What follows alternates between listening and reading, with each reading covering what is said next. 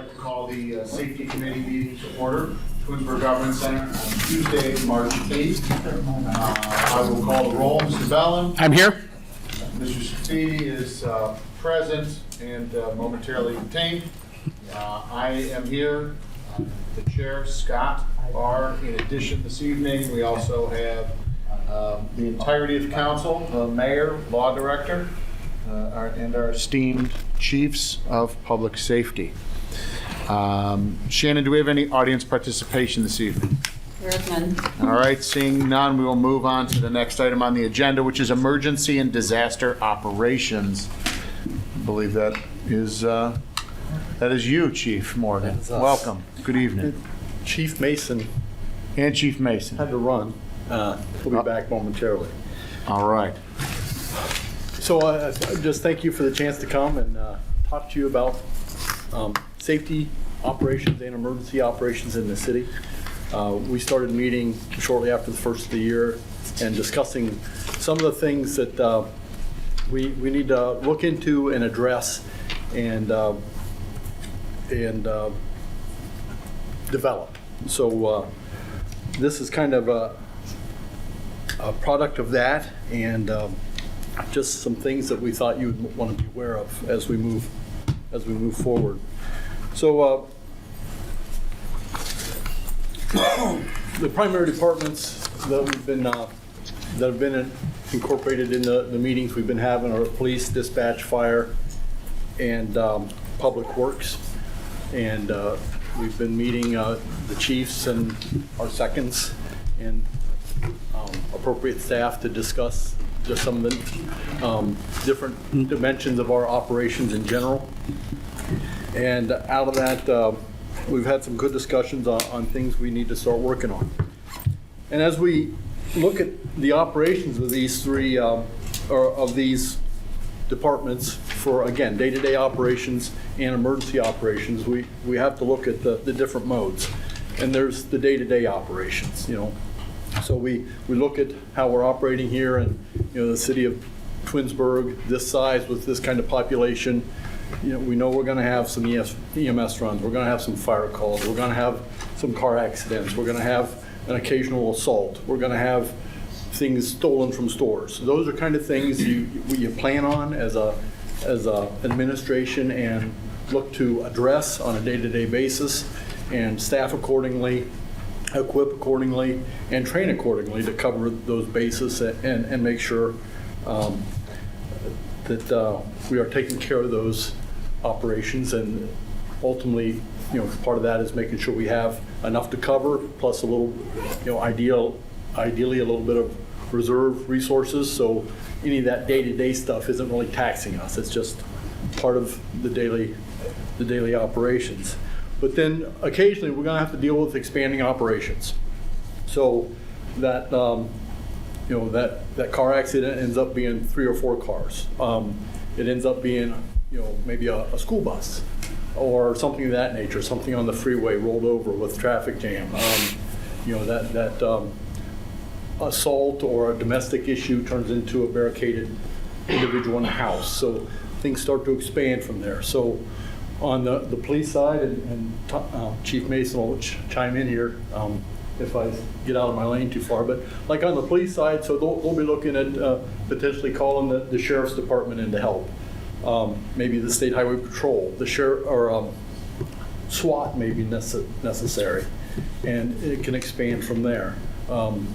Crash investigation team is a county-wide consortium of departments that come together to help investigate crashes. On the fire side, that would be mutual aid. We do that on a fairly regular basis, but it could expand beyond that to hazmat involved incident, or a dive call, or technical rescue, something of that nature, where we start to expand and start to incorporate county resources. And then you have emergency operations, and that's when things really expand exponentially, or all of a sudden, you know, the storm comes through, and here we are, and we have to gear up real quick and you know, take care of business. So those are all parts that we have to think about. And I know Steve and I'm sure Tom has dealing with this too. We spend time every day or on a regular basis thinking about how bad things can go and what the potential is and the possibilities. And so those are some of the, historically Chief Racine would tell us about how he burned down Chrysler plant on a regular basis in his mind, just thinking about how he might handle that incident. And we do the same thing today. It's not a Chrysler plant anymore, but pick a plant of your choosing or an operation of your choosing, and if this happens, what would we do? And that ends up being part of our thought processes, when we're thinking about our operations. And we dig into that, and obviously the key components that we tie in to all these operations are our people, our equipment, the facilities we have available, and then our policy, procedures, and plans. And that all gets tied together with training. And we'll have Steve talk about that some more here in a little bit. We get into the training a little bit farther. So we've been kicking some of those things around and discussing where we need to go. Which takes us to the current focus. Our city emergency operations plan, I don't know if you've seen one, seen it. This is it. There's 12 of these monsters that are supposed to be floating around the city. We've discovered a couple of them are MIA, but it was written in 2006. It's been updated a couple times since, but there's a lot of work that needs to be done, really. We need to refocus and review what's here. Our hope is, one, that we can digitize it so it doesn't just live in 12 binders, but it lives on the Ethernet somewhere, and we can reference it more readily instead of flipping through the binders, and that makes it easier to update as well. That's one of the very unenviable chores of trying to maintain something like this in paper form, is trying to keep it updated. And I'm sure Shannon could attest, it's similar to trying to keep the codified ordinances up to date. Same kind of thing. The digital version is fairly easy, the paper version, not so much. But we also want to make sure as we go along that we're harmonizing our plan with what Summit County has. And so the Summit County has an emergency operation plan that's operated through the EMA. The Twinsburg schools have an emergency operation plan that we play heavily into depending on the nature of the incident. And then the pertinent Ohio plans. The state EMA oversees a couple of mechanisms that help us operate. There's the state fire chief's response plan, and then there's also a law enforcement response plan that the state administrates that helps us in those really big events. Where we could, on regular expanding events, we might call Solon and Oakwood and Aurora and Streetsboro our immediate neighbors. But if it's a big enough event, we might need to go to the next layer and the next layer. And all of a sudden we find this general vicinity being depleted of resources. So the state response plans helps bring in resources from maybe a little farther away, so we're not depleting immediate resources. So it's a kind of a big operation to start moving resources around the state for larger events.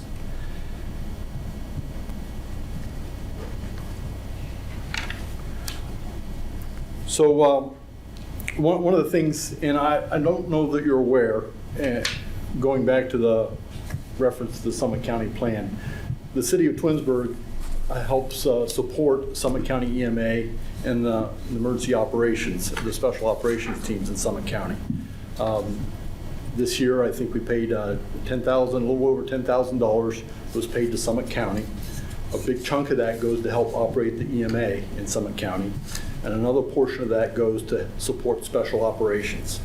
And special operations in this case is incident management team, hazmat, technical rescue, and water rescue.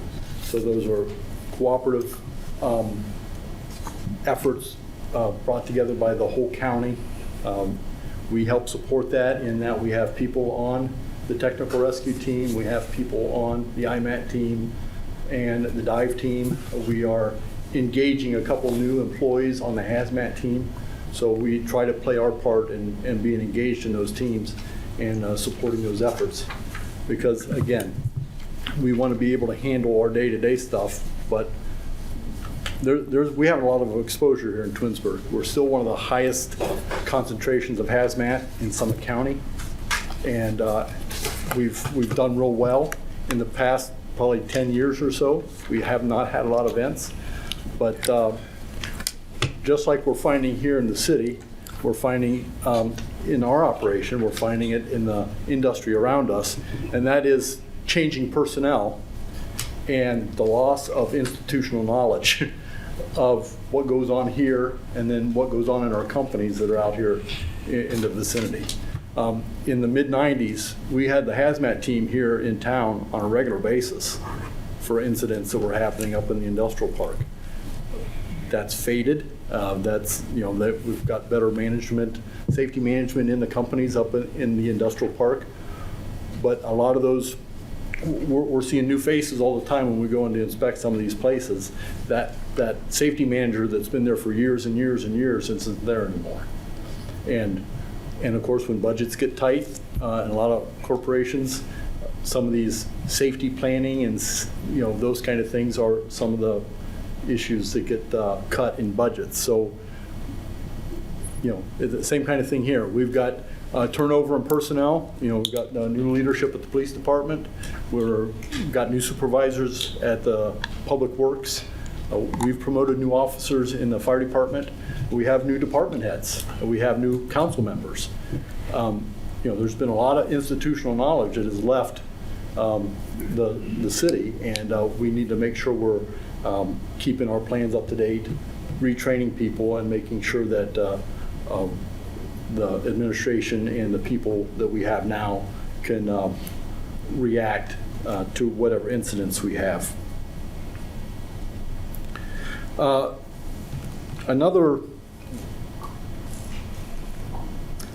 of the things we're also looking at is Emergency Operations Center. That's something Chief Racina, again, took a big part in pulling this together back in '06 and trying to get the city up to speed with Mayor Prokop and prepared for these kind of things. And we set up an EOC in the plan for an EOC, Emergency Operations Center, in the police department conference room. And we're going through some transition right now and looking at, as this space has been upgraded, and there's some more upgrades coming, that this might become a better space for that Emergency Operations Center. So that's being explored. And again, there's not a lot of infrastructure that needs to be set up for that. Mostly it's making sure we all understand the plan. If something goes bad, we're going to meet here and then, break out the books or the laptops with the plans or whatever the case may be and go to work from there. And beyond that, some resource lists, some pencils and paper, and hopefully a good cell phone connection. But Chief Basso will look at that a little bit more here in a second. And again, we're looking at employee training. A couple years ago, Councilwoman McFerrin got us started with the Heart Month, Healthy Heart Month, with the CPR class in February. And that was a pretty big effort we undertook to get that going. We also, at that point, appropriated some funds to get AEDs purchased and put throughout the city buildings. But again, it's been a couple years. Now we're keeping track of the AEDs the best we can. We've updated them. We've had some of them batteries replaced and that stuff, but we need to make sure we're maintaining the training for the employees so we can take care of that. First aid training, fire extinguisher training, and then all of the city employees need some basic understanding of how the emergency operations plan rolls out. If this gets big enough, it involves everybody. And that means all of a sudden maybe the engineer isn't doing engineering today. Or maybe someone from Parks and Rec isn't necessarily playing games today. We engage them in whatever we need, whether it's transporting people in the bus to a shelter or some other function. All the city employees need to have some idea of how they might get involved in a larger emergency operation. And there's a couple parts to this. Part of it, the biggest part of it, is obviously that we want to make sure we're ready to, oh,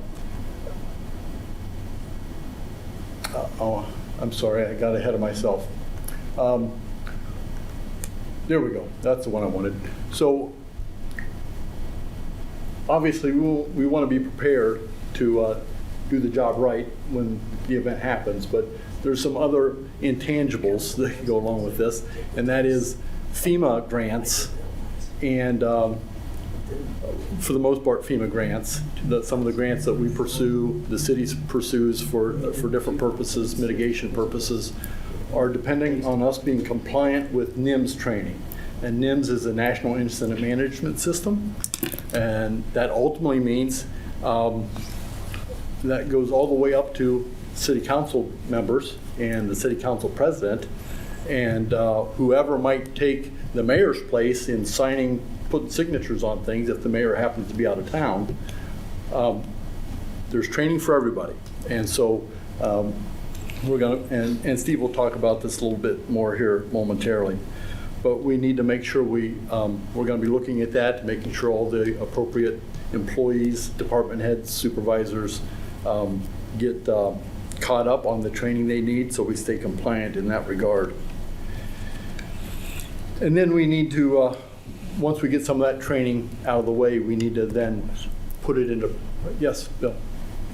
Yes. I want to ask, you're talking about this emergency training, but do you have like mock emergency training I was just stepping into that topic here. I'm sorry. No, that's fine. Yeah. So once we get the training, there's the best way to figure out if the training is effective is to go through exercises. So we will, our plan is to hopefully step up into some tabletop exercises, and then at some point, probably next year, look at going back to some full-scale exercises. I think the last one we did was 2007, 6. It's been a while. The last one we did was like 2014, 15. We did an active shooter drill at the high school. Yep. The school shut down for a day, recruited kids. Yeah. Actually, a lot of the theater kids. We had probably, 8 different communities that had mutual aid that came to the training. So it was the most, I was there, probably the most intense thing that I've ever participated in. You don't realize how long 3 minutes is until you see someone come in the building, start shooting kids, start shooting teachers, people barricading themselves in rooms, hearing the discussion about where the shooter is and all that's happening, and then trying to get safely people out of there. It was pretty intense, but it was I'm glad I was able to experience that day, but that's been 6 years or so ago, and I know the school does some types of active shooter type training, but not to that extent. I mean, we need to do something at that level again. Yeah. Chief Mason. He did ours after the tornadoes. Afternoon. Good afternoon. Like Chief Morgan said, he had reached out at the beginning of this year and said he wanted to get together because he actually wanted to have something for us to present to you guys. And what we're presenting is just a very loose outline of where our heads are at. And I'll give him a lot of credit because first couple times we met, there was a lot of things discussed, and the most recent meeting I think was the most productive. We've kind of narrowed our focus to a timeline and what we want to do. As the chief said, we want to start with some tabletops and progress to some full-scale exercises. As the mayor said, it's been a while since we did something at the school, and that same drill was good because substitute the school for FedEx or Amazon or any large facility that it has a lot of people in it. So those drills are good. We've actually had some talks with the school about taking it to the next step and getting with them and putting something together again. In our talks, we've also talked about the natural disaster type drills. It's been a few years since we did one of those. Whether I consider myself fortunate or not, I was here for the tornado. I've been here through those drills that we just discussed. So there's a lot of people here now who have never been through any of that type of training. As Chief said, a lot of new employees, a lot of department heads, a lot of new supervisors. So this is coming at a critical time. It's a lot of things to think about. It really is. Everything from the mechanics of these, as he's talked about, possibly relocating the EOC. Steve's a huge asset, in these meetings. With his training, it's just, I don't know what we do without him. So he's bringing a lot to the table, a lot to consider going forward. Technology changes, our needs change. We can be pretty flexible where we move things, where the command center is. We've also discussed in a lot of the incidents like we have at the school. That incident takes place for only so long, and then there's the aftermath. So the incident itself hopefully is contained relatively quickly, then there's the aftermath. We've talked about expanding that to the natural disaster type drills where it could go on for hours, days, possibly weeks. We've got the industrial end here, we've got wastewater, we've got just rock the park. Weather disasters. There's countless things that we want to be prepared for as best we can. The nice thing is, of course, we all have our wish list, what we'd like to see to help us with our training. The reality is there's a lot we can do with what we have in-house, with taking advantage of the knowledge we have in-house and passing that on and getting these future generations here at police, fire, and service trained in what they need to do, as well as our equipment. There's a lot of things we can do and make do with what we have. So as far as a financial impact, to be minimal at best. We can talk big picture down the road, but for what we're talking about doing right now, minimally impactful. But I just want to add, I don't think it could come at a better time. It was a great idea he had to start laying this groundwork now. As I said, our meetings as of recent have become really more productive as we narrow our focus. And I think the whole idea is just to convey to you all that, we're putting together a plan going forward. I know service department's not here right now, but they play an integral part of the emergency operations. So, they're sitting at the table during these meetings and all talking about the communication, the equipment, everything that they need if we do have a huge storm or there's some major issue going on in town, because they do serve a significant role in helping police and fire out. If there's a huge spill on 480 or if, like the microburst and those kind of things, all three were together, orchestrating our emergency operation. Yeah, and as I've mentioned to you guys before, I think that the communication between the departments is the best I've ever seen it, and as long as I've been here. And as the mayor pointed out, yes, at these meetings, generally there's somebody there from service because they do have a huge role in this. So. The other discussion, and this is, for council to engage in too, is to what degree do we take the planning? So, we've already talked about probably moving the EOC and planning for it to be in this building, in this room. But what happens if this building takes a direct hit from something? So we have to have, kind of what's a plan B or what's a plan C. And the other thing to consider is, the scope of the incident impacts how quickly Summit County and or the state can react to help us. So there's that whole idea, and it's kind of part of FEMA marketing for years, is be prepared to take care of yourself for a little while until the government agencies can come to help you. So we have to kind of take a little of that medicine ourselves, that we might not immediately get all the best that FEMA has to offer, because it might be somewhere else for a little bit. But we'll get into the training, but this is where we're going to bring Chief Basso up. Obviously, he's been swimming in this particular pool a lot longer and a lot more than all the rest of us, and it's really made him an asset, and that he actually, even in the case of Kentucky, he got the phone call. He didn't have to go looking for them. They came looking for him. And but this is the stuff he kind of, I don't know, he's become quite an asset, as a result of the training he's done and the experiences he's had. And we're going to let him go through the rest of the incident command training. Thanks, Chief. I just want to reiterate, a lot of the stuff I'm going to be talking to you about is muscle memory to me. My brain just knows it for the last 20 odd years, 31 in the service, but I really got to be a student of the FEMA system when it was introduced. Ted has a taste of it. Scott may have as an officer. Bill, you have as being just a member of CERT. Sam, I'm pretty sure you do too with your role. I don't think there's anybody else here that has the ICS training, which is really integral for everything to come together. This is an old plan. I was half the author. Chief Racine was the other half author, and it's a very you see how thick it is. Not a whole lot of two-sided there either. Or there is two-sided there. That's how thick it is. But one of my goals was to get it digitized, and as things go, you can update it 1 week, and then the next week it's you get new employees or whatever, and it's just so we're working out ways to keep that updated. And we certainly have everybody's contact information for the city that works here. So, and I'll tell you just a real quick thing. I used to ask each department head to email me or provide their updated list of their employees. Not only did I get 4 different formats, I even got a photograph one time of a Post-it note. I'm like, what am I gonna do with this? But I only realized that everybody gets a paycheck, right? So we get all this finance, and they can give me an updated employee list. So, but I'll be coming to the department head soon, trying to get some more information. But do you want me to talk about the room or not? Okay. Don't get scared about the room, okay? We're not putting holes in the floor or asking you for any money. Everything you need is in this room.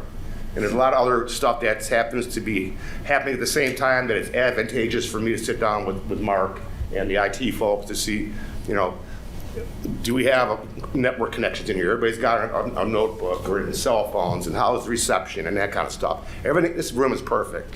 It's got auxiliary offices. That Shannon's jury room is perfect. It's gorgeous. You got office supplies nearby. You don't have to buy a copier. I mean, you have the perfect setting for this, and there's plenty of room, and it's secure. So what's not to like about it, right? And yes, something could happen to this room, but you try not to plan about it. The best you can have is a plan B and know where to go. All right. My next slide here. These are some of the basic courses that you need to know. And these are all online. The top ones are all online here. They say 3.5, 3 to 4 hours, whatever. You can probably cut them down an hour and a half. Sarah, do you remember how long yours was? Maybe an hour? You can cruise through them. Like an hour. If you take notes, it's repetitive. You can actually, there was a written exam you take online. You also register for your SSID. That way you have a certificate, and they keep track of your training at FEMA. But these are the 4 courses you need. They're all online. You can do a Google search. I'll send Shannon an email with these links. And that way we can get you on the road. But all they are is the framework and the incident command system. The framework is how this system works, and the incident command system is all the pieces that put it together. Like I said, it's muscle and memory for me, because I've been doing it so long. But it does. FEMA's thing is everything starts local and ends local. That 3 days we tell you to be by yourself for 3 days, that's from be prepared at home, be prepared as a city, but it takes a while for assets to get here, especially from a federal side. The state, they can probably get help here within, where Columbus isn't that far away. But we have to be self-sustaining for a little bit here until the help comes. Because mostly, if it's going to be a weather-related issue, we're not the only ones with a problem, right? They don't have just doesn't just focus on Twinsburg. So you see some of our mutual aid may not be available. They have their own things to go through. So we have to learn to do more with less at that point. But these are some of the courses you need to take. And it's department heads and most of our employees. You saw the slide back, a few slides back, that says most of the employees we're compliant. We have more people that have the training that need it. But when we get up to the upper levels, they're required to have more training, and we're not compliant on that by 2 or 3 people. It's not the end of the world. But that's a real easy training. I'll get those out. The intermediate ones, when you start the classroom, 40 hours. That's the ICS 300. I think Chris Campbell has 300 and 400. I think Brian's got one of them. Yeah, Brian mentioned he was gonna go take one. Then you get to the other trainings, and these ones you don't have to worry about just listing them. The ICS for Command and General Staff is another 40 hours. The Command and General Staff for Incident Management Team, that's another. These are all different classes I've had, or Tim's had, or people on our Incident Management Team. And these aren't even the individual positions. These are just the overview. These are individual positions, okay? On the bottom, you see I put Public Information Officer. That's just the minimum 40 hours. You know, I have the advanced and the master thing, which is a couple hundred hours. But these ones on top, it's 40 hours for each position, because each one is integral to making the whole machine work. We're not asking you to do this. We want you to have an understanding of what each of these positions are. These are some of the trainings we talked about. The idea is when you come together as an EOC, Emergency Operations Center, you have to get, the mayor wants to be the mayor, the fire chief wants to be the fire chief, police chief wants to be the fire chief. We have to change that mindset when we sit in this room, because we're not over there. Our job is to get resources and plan for the next work period. You know, if we have anything big enough where we got to have this room put together, the example we gave with the active shooter isn't really a good example for an ELC, because that's over quickly. They may have maybe a mobile command over there because they have now it's investigative mode with the police department. But something like our microburst, we were active for what, 4 or 5 days. We probably should have had EOC up and running. But again, I went right to my fire department mode. Got the CERT team off and running. Ted's out directing traffic, helping service, physically do the work. And we all did a great job with that whole event. Until you take a step back and go, we could have done better. We could have got here, plugged everything in, and got a whole bunch of things organized. You know how I feel about my CERT team, but Chief Noga and I and a couple other agreed that that team was the most organized out of all of them. We knew exactly where every CERT member was, everywhere. They have a tracking system they use called T-cards, or even the paper forms. And this is the sad part about the ICS. There's a lot of paper forms. But I guarantee you that when we start our training here, I'll make it fun. Okay, you can start your ICS thing out by planning a wedding or planning a party. It's the same principle, same rules, right? The whole joke is, for the ICS, for the wedding, it's the bride that's the innocent commander, because she's the one that's in charge. But you can see how all these little things plug in to planning a wedding, if you think about it, right? You got your wedding, the operations planning, well, you got to have all that stuff, the reception and the church and everything else. Finance, who's paying for it? Which family's paying for what, right? Logistics, where are we going to have it? Safety, got to have a cop, right? What happens if, Aunt Edna comes, she doesn't get along with Aunt whatever, got to make sure you're checking that out. Working between the families, like your liaison. Situation unit leader, oh my gosh, it's going to rain, right? That's the guy that does weather and all that. We're going to have it inside, you got to have plan B, right? Your resource, do we have enough food? Do we have enough everything? So all these little items, maybe your public information officer for your invitations, right? There's a role for everybody in the wedding. My point is, you can use this system to plan out anything. I am trained at all hazards, meaning from EMS all the way to, it doesn't have to be a fire incident. My all hazard training, it could be for police. It's not, I'm not doing police work. I'm doing resource work and communications work and planning work. So I don't want to scare anybody off by that, but I will send Sharon an email with that ICS training. The sooner you can get it, the better off we'll all be if we have to sit down in this room. I'll take care of this. These are just tabletops we were talking about before. As we sit around, we have a scenario written. I already have something written. One of them is rock the park. Put a bunch of people in the woods, especially July 4th. We got a bunch of elderly people in the woods, and say the power goes out and there's high winds. We have a near disaster back there, so we plan for that. I even have a scenario based on that with a walkaway plus a tornado. FEMA training, they don't just give you a simple scenario, right? They just give you everything that can go wrong at once, and that's how you learn. Handling all the stress and all the things going on at once. So we do have some things in the can that we can pull out, but You see Public Works, everybody's involved in that. Public Works can do hazmat fills, not asking to clean up a spill, but they can certainly build a dam. Public Works can also clear streets. Public Works can also close streets. So we have all these things that work together. During the microburst, they certainly did. They were supporting the CERT team by dropping out barricades.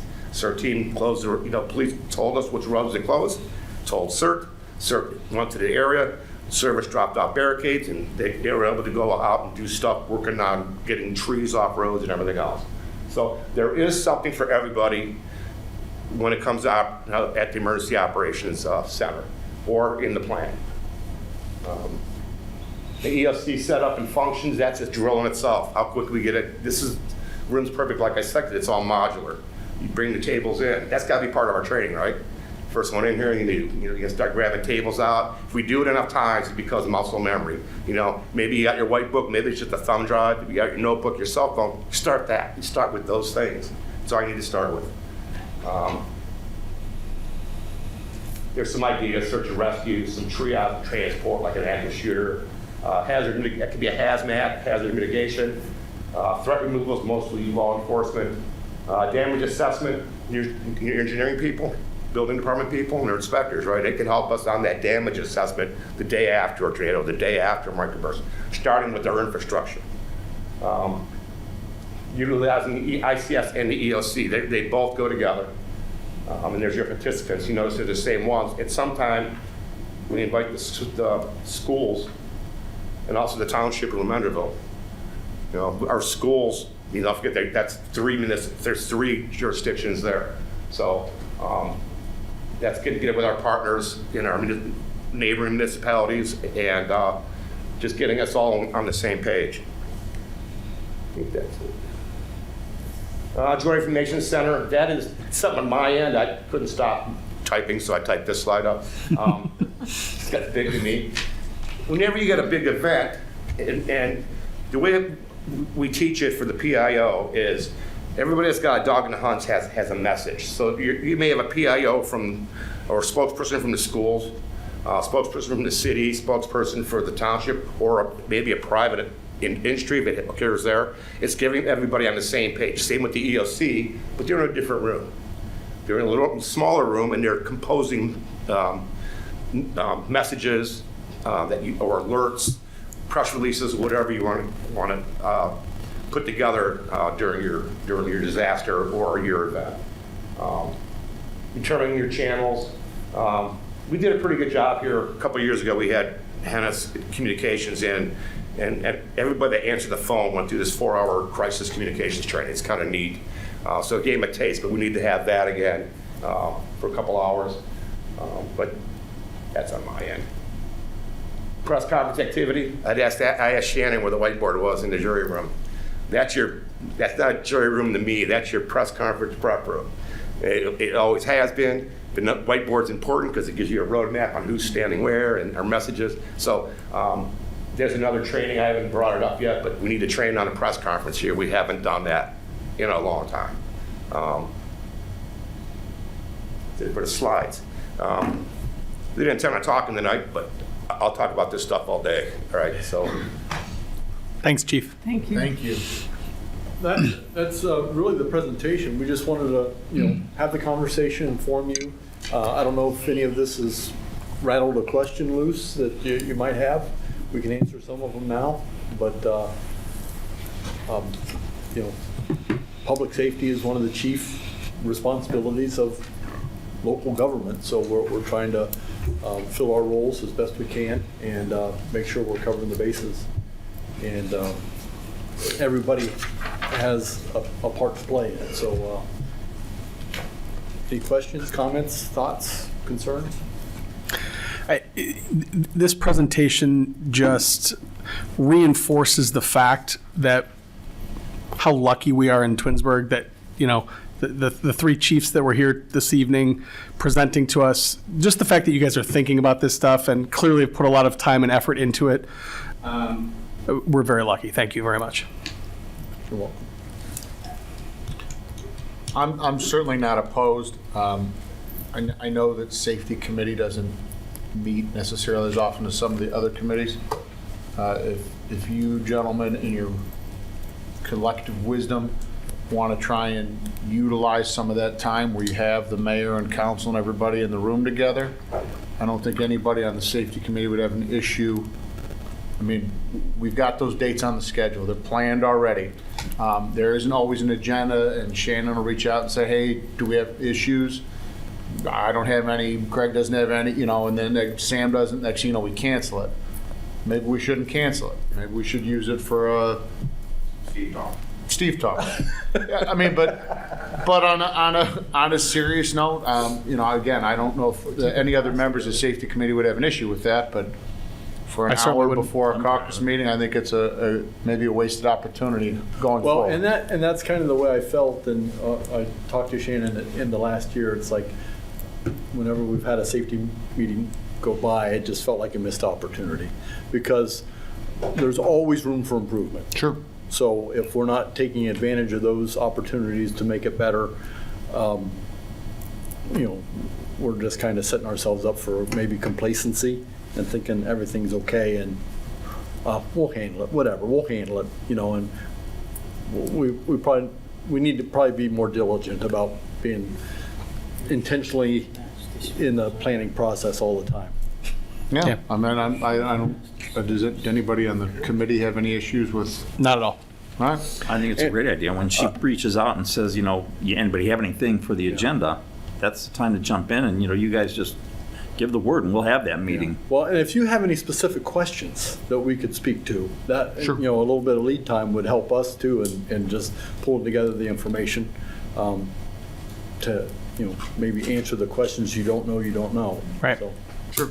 Well, I know in the past, you know, this kind of stuff went on in the background. Council, I don't know how much council was really involved in the emergency operation plan and knowing about the center and all those kind of things. And I think, I mean, it's great that this has been presented tonight. I think Casey Basso and his role as a pastor, I know now, you know, and the stuff he's done is really kind of puts us at a different level of most communities. You know, in the meetings, I give Chief credit, really, you know, both chiefs and Chris, he kind of skimmed over the equipment and the facilities and that kind of stuff, but those discussions are going on too, and I was participating in one where we are talking about, you know, we mentioned some big future capital expenses, and those things need to be timed and planned, but those are part of the discussion too. When we look at service garages and equipment, we look at the fire department and equipment, we look at the police department, and maybe the police and fire together in terms of training opportunities and facilities we can set up. Those are kind of long-term